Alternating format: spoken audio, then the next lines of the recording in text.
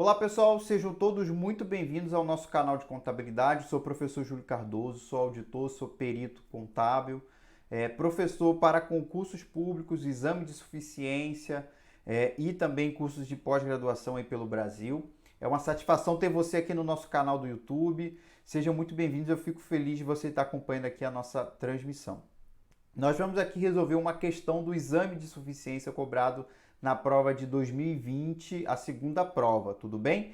E como que a gente está trabalhando com esse vídeo aqui, pessoal? A ideia é a gente fazer uma resolução um pouco mais rápida, apresentando dicas, macetes para você resolver as questões de maneira um pouco mais fácil, um pouco mais rápido na hora da prova, ok? Não é o nosso objetivo aqui fazer uma aula completa sobre o assunto. Então, vamos dar uma olhadinha nessa questão. Antes, né, pessoal, sempre aquele pedido, ó, eu tenho um canal no Telegram também para você acompanhar conteúdos que eu posto lá também. Se inscreve aqui no canal, pessoal, por favor, inscreva-se aí, deixa o like, comenta e compartilha, porque isso aí ajuda a gente expandir mais o nosso conteúdo, mais pessoas conhecerem esse conteúdo que a gente está preparando, tá bom? Então faça isso, por favor, é só uma maneira de apoiar o canal, de tornar ele um pouquinho seu, tá bom? A ideia é justamente essa, tá? E também o nosso Instagram, @Prof. Júlio Cardoso. Vamos lá, olha só. A companhia Odaic Limitada adquiriu um ativo intangível em 15 de julho de 2017 por 60 mil, sem vida útil definida. No encerramento do exercício do ano de 2018, a companhia Odaic apresentava os seguintes saldos sobre esse ativo. Ó. Ativo intangível, o valor de custo de 60 mil, perda estimada por recuperabilidade de 14 mil. Aí ele fala o seguinte, ele foi e aplicou o teste de recuperabilidade. Em 31 de dezembro de 2019, o teste de recuperabilidade do ativo apresentou as seguintes informações. Valor em uso de 63 mil e valor líquido de venda de 43 mil. Aí, o que ele vai pedir? Ó? Com base exclusivamente nessas informações, a companhia Odaic deve contabilizar. Pessoal, o CPC 01 ele é sempre cobrado no exame de suficiência. Talvez depois da estrutura conceitual seja o CPC mais importante. Então você não pode abrir mão de conhecê-lo bem. Só que as questões são repetitivas, por isso é importante a gente resolver questões do exame anterior. Basicamente é a aplicação direta do teste de recuperabilidade ou, por exemplo, itens literais do CPC 01.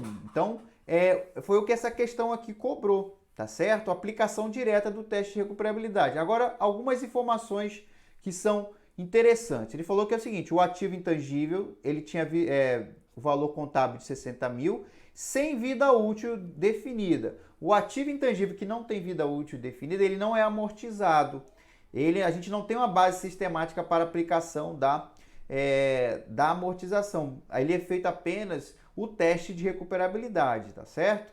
Então, primeira informação importante para nós. E é o seguinte, a gente tem um ativo, o valor de custo 60 mil, mas já existia uma perda por recuperabilidade de anos anteriores. Qual que é o valor contábil? O valor contábil desse ativo intangível é justamente o quê? 60 mil menos 14, que vai dar 46 mil. 46 mil é o valor contábil desse ativo no momento do teste de recuperabilidade. E ele falou para a gente assim, ó, o valor em uso dele é 63 mil. E o valor líquido de venda é 43 mil. Olha que diferença significativa. Então, para aplicar o teste de recuperabilidade, o primeiro passo é o quê? A gente encontrar o valor recuperável, que é o quê? O maior, grave isso, o valor recuperável maior entre esses dois aqui, ó. Ele é o maior entre o valor em uso e o valor líquido de venda. Então, nesse caso, nosso valor recuperável é 63 mil. 63 mil é o valor recuperável desse ativo. Vamos fazer um desenho aqui só para a gente entender. Olha só, pessoal. O valor contábil do nosso ativo está aqui, ó. Vamos supor que aqui, ó, o valor contábil dele está aqui. É hoje 46 mil. 46 mil é o valor contábil dele. Agora o valor recuperável está maior. O valor recuperável é quanto? É exatamente o quê? 63 mil. 63 mil é o valor recuperável. Só que é o seguinte, pessoal. Se não houvesse essa perda aqui de exercícios anteriores, se não houvesse, aí a gente tem que ficar atento. Se não houvesse a perda de exercícios anteriores por recuperabilidade, a gente não faria nada. Por uma questão de prudência, ó, o valor contábil ele não pode ser inferior, né, ao valor recuperável. Não tem problema ele ser o valor recuperável ser superior ao contábil, tá certo? Mas o que acontece? Qual que é a pegadinha dessa questão? Existe perda já registrada em exercícios anteriores e aparentemente elas deixaram de existir porque o valor recuperável aumentou, ou parcialmente. Então, nesse caso, pessoal, nós vamos ter que reverter a perda por recuperabilidade. Essa é a grande sacada dessa questão, tá bom? Nós vamos ter que fazer o que aqui? A reversão dessa perda. Só que é o seguinte, a reversão da perda ela tem um teto, pessoal. O teto para a reversão é justamente o valor contábil inicial, 60 mil.